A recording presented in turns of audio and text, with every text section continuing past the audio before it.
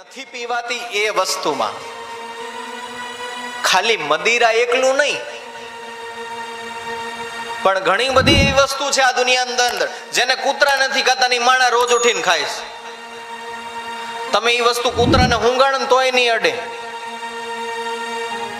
પણ એ રોજ માવા ચોડી ચોડીને ખાય, અને એ જ માવું કૂતરાને હુંગાડો.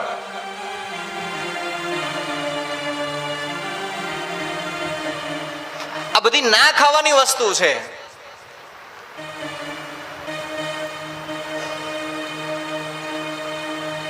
જેને કહેવાય દુર્વ્યસન.